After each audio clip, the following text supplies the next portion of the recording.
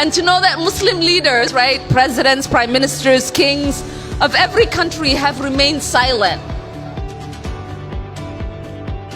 xildhibaan ilhaan cumar oo ka tirsan aqalka Congress-ka ee dalka Mareykanka ahna gudoomiye ku-xigeenka guddi hoosaadka awoodda u leh arrimaha Afrika iyo arrimaha xuquuqda insaanka caalamka ayaa mar kale si adag uga hadashay dhibaatooyinka Yuhuudda ka geysanayso dhulka Filistiin.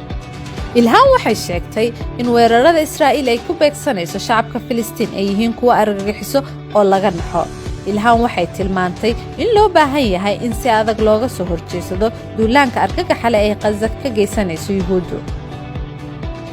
aaway mas'uuliyiintii muslimiintu, boqoradii, madaxweynayaashii iyo ra'iisul wasaarayaashii. annaga Soomaha kuwii ka hadli lahaa arrintan. aaway madaxda Islaamku, dalalkii Islaamku. waxay tukanayaan taraawiix, waxay tukanayaan tahajjud. ficilada argagaxiso ee Yuhuudda ka geysanayso dhulka reer Filistiin waa kuwa argagax leh. waxaan idinka doonayaa inaad ka damqataan waxan waa maxay micnahani sidee ku yahay jiritaankeena iyo umadnimadeena ayay tiri ilhaan oo si qoto dheer uga hadlaysay arrimaha Filistiin. in badan oo ka mid ah mas'uuliyiinta Mareykanka ayaa ka carooday dhawaaqa ilhaan kuwaasi oo ku doodaya in Yuhuuddu iska difaacayso duulaanka Xamaas oo ay iyagu u aqoonsan yihiin kuwa argagixiso ah. xildhibaan ilhaan cumar ayaan iyadu marnaba ka libiqsanaynin inay ka hadasho duulaanka iyo weerarada arxandarada ah ee Yuhuudda ku beegsanayso dadka reer Filistiin.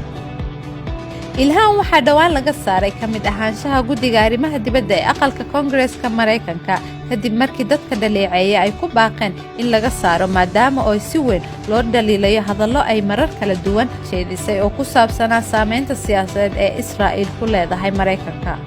weerarada bahalnimada ah ee Yuhuuddu ku wada dhulka Filistiin ayaa u muuqda kuwa sii socda. dhanka kale Xamaas ayaa dhulka la sintay Tel Aviv iyo magaalooyin kale oo ka mid ah kuwa Yuhuudda.